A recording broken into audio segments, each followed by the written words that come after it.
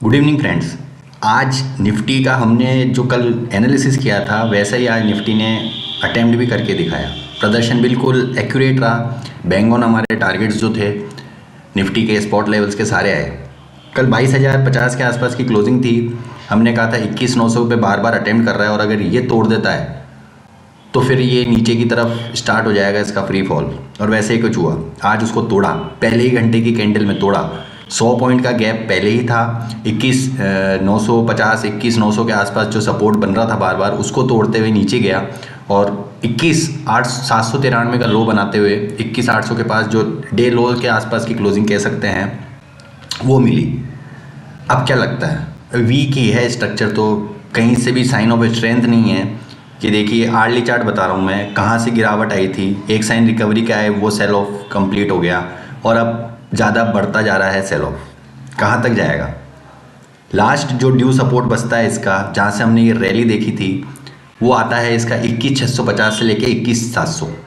21,650 21,700 ये last due है, जहाँ तक इसको गिरना चाहिए वहाँ पे ये ओवरसोल्ड हो जाएगा। मुझे ऐसा लगता है पर्सनली कि कल सेकंड हाफ से एक साइजेबल रिकवरी हमें देखने को मिल सकती है। बैंक निफ्टी की कल वीकली एक्सपायरी है, उसके बाद अगले दिन निफ्टी की वीकली एक्सपायरी है, तो 21,650 21,700 के आसपास थोड़ा बहुत करेक्शन इसका पूरा हो जाएगा। 20,500 के आसपास से हमने जो इसका देखा था फॉल, 22,500 माफ़ कीजिएगा, वहाँ से तकरीबन 800-900 पॉइंट का फॉल हो जाएगा, जो एक साइजेबल करेक्शन माना जा सकता है। पर मानना है नहीं मानना है ये तो डिसाइड करेंगी कैंडल्स। हमको सिर्फ लेवल मार्क करने हैं, हम लेवल मार्क कर लेते हैं। और ये इसके भी मैं, जैसे मैंने आपको कल ट्रेंड लाइन बताई थी, इसकी भी हम ट्रेंड लाइन ड्रॉ कर देते हैं। ये इसकी ट्रेंड लाइन है, उसके ऊपर जब तक ये नहीं निकलेगा तब तक निफ्टी वीक है। उसकी ट्रेंड लाइन बनती है 22,000 की, पहली दूसरी ट्रेंड लाइन बनती है। ये जो गैप है, ये गैप फिलअप होना ज़रूरी है। ये गैप फिलअप होने के लिए शायद 22,000 तक का अटैम्प्ट वापस निफ्टी कर सकता है। बैंक निफ्टी भी निफ्टी की तरह वीक ही है। हमने जो ट्रेंड लाइन ड्रॉ करी थी, ये देख लीजिए आप, आर्ली चार्ट पे भी वो ट्रेंड लाइन देख लीजिए, उसके नीचे ही ट्रेड करता नजर आया। तो हमें हमारा रेजिस्टेंस पता था 46,600 46,700, और उसके नीचे ही पूरे दिन ट्रेड करी। डोजी कैंडल में ट्रेड करी, मतलब इनडिसाइसिव ट्रेड था। क्या होना है, कहाँ जाना है, बैंक निफ्टी को पता नहीं था। अब क्या लगता है कि 46,000 तक का लेवल तो कभी भी छू सकता है, हो सकता है ये कल ही छू ले। 46,000 पे सपोर्ट मिलना चाहिए। उसके नीचे बड़ा सपोर्ट है 45,800 का, तो 45,800 46,000 का सपोर्ट बैंक निफ्टी टेस्ट कर सकता है। वहाँ पे शायद इसका करेक्शन पूरा होगा, जो इसने यहाँ से देखने को मिला था हमें 48,100 के आसपास से 46,000 तक वो जाएगा। 2,000 पॉइंट का करेक्शन बैंक निफ्टी में पूरा हो जाएगा। वहाँ पे थोड़ी सपोर्ट मिलना चाहिए, वहाँ से साइजेबल रिकवरी बननी चाहिए। वो भी सेकेंड हाफ में लगता है शायद ओवरसोल्ड मार्केट और एक्सपायरी के चलते शायद एक बाउंस देखने को मिल जाए। पर स्ट्रक्चर वीक है, टोटली वीक है। ये ट्रेंड लाइन के नीचे जब तक है तब तक वीक है। फिर निफ्टी की आज वीकली एक्सपायरी थी, फिर निफ्टी में भी हमने ट्रेंड लाइन ड्रॉ कर रखी है, और इसके ऊपर जब तक डिसाइसिवली ट्रेड नहीं करेगा आर्ली चार्ट पे वीक है। आने वाले दिनों में वीकनेस और जा सकती है। हाँ जी, बिल्कुल जा सकती है। कहाँ तक? नीचे सपोर्ट बनेगा 20,450 से लेके 20,350, ये नीचे का सपोर्ट लेवल रहेगा। ये इस रेंज के आसपास 20,450 से लेके 20,350। ऊपर रेजिस्टेंस कहाँ है? ऊपर रेजिस्टेंस साफ है, जहाँ पे ये बार बार अटेम्प्ट कर रहा है और वहाँ से ही बिकवाली देखने को मिल रही है। 20,650 20,750 ये स्ट्रॉन्ग सपोर्ट का काम कर, रेजिस्टेंस का काम कर रहा है। 20,750 के ऊपर डिसाइसिवली ट्रेड करेगा तो 20,950 तक के लेवल शॉर्ट कवरिंग मूव देखने को मिल सकता है फिर निफ्टी में। तो ये रेंज रहेगी फिर निफ्टी की। मिड कैप निफ्टी सारो दारोमदार जो कुछ है निफ्टी मिड कैप के ऊपर है। सेलिंग वापस एग्रेसिव हो गई और लगातार हमें प्रेशर देखने को मिल रहा है। कहाँ हम 11,000 के लेवल्स के आसपास खड़े थे और आज 10,144 के लेवल के आसपास आ गए हैं। डेली चार्ट्स पे देखते हैं एक्चुअली हुआ क्या है। हमारी ट्रेंड लाइन के नीचे है और ये head and shoulder format, head and shoulder का पैटर्न का फॉर्मेट बन रहा है प्रॉपरली। अगर इसका सपोर्ट देखा जाए नेक लाइन का तो 9,900 के आसपास आता है। तो यहाँ से भी 200 पॉइंट की फॉल निफ्टी मिड कैप में पॉसिबल है। यही बड़ा सपोर्ट है और अगर वो तोड़ देगा तो फिर तो एक बड़ा फॉल स्टार्ट हो जाएगा निफ्टी मिड कैप में, जो 9,600 से लेके 9,200 तक जाना चाहिए। पर अभी छोटे रेंज की बात करें तो 9,900 से लेके 10,050 ये सपोर्ट का काम करेगा। ऊपर रेजिस्टेंस कहाँ है? 10,250 से लेके 10,300, ये 50 पॉइंट की रेंज है, आपको रेजिस्टेंस दिखा देगी।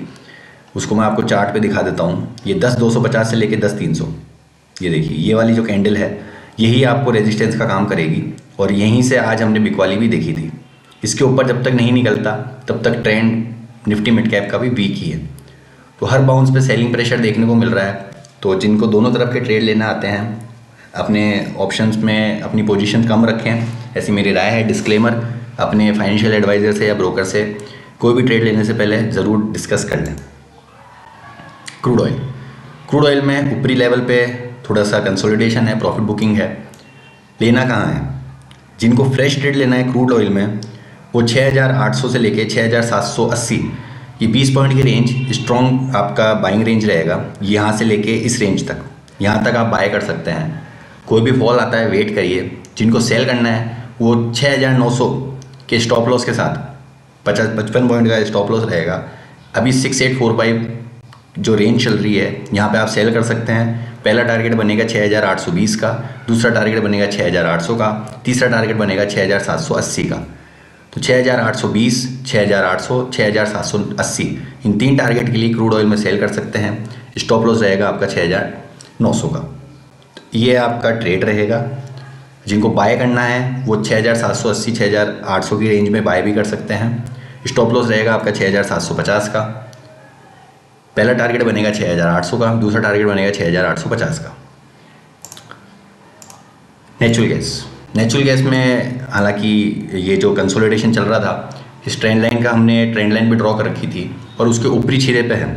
तो अभी हमको वेट करना है 142, 143 ये सपोर्ट की रेंज है। अगर ये होल्ड होती है आर्ली चार्ट्स पे, और 146 का लेवल जो इस कैंडल का हाई है 146.50, अगर ये पार कर देता है तो फिर हम तेज़ी कर सकते हैं। पहला टारगेट जो हमारा रेजिस्टेंस है 147 का, दूसरा टारगेट बनेगा 150 का। उसके ऊपर निकलने पर 155 तक के टारगेट भी नेचुरल गैस में देखने को मिल सकते हैं। तो हमें वेट करना है नेचुरल गैस में 142 के सपोर्ट का। अगर इसके आसपास आता है वहाँ बाय कर सकते हैं, या फिर 146 के ऊपर निकलने पर। ये कुछ व्यू था मेरा इंडेक्स पे। डाउ जोन्स की देख लेते हैं स्थिति कैसी है। रेंज बाउंड है, वहाँ पे फेड चेयरमैन के अभी मीटिंग चल रही है। 1-2 दिन में थर्सडे तक उसका आउटकम आ जाएगा। उसके बाद हमें पता चलेगा कि यूएस मार्केट का क्या मूव रहेगा। ये जो बाउंस देखने को मिला था हमें डॉलर इंडेक्स में, वो थोड़ा कूल ऑफ हो रहा है। और इंडिया विक्स की बात करते हैं तो इंडिया विक्स भी कंसोलिडेशन रेंज में है, 13 से 14 की रेंज में है। तो बने रहिए हमारे चैनल के साथ, शेयर सब्सक्राइब करना ना भूलें। मिलते हैं कल आपसे वापस से नए एनालिसिस के साथ। तब तक के लिए गुड बाय, टेक केयर।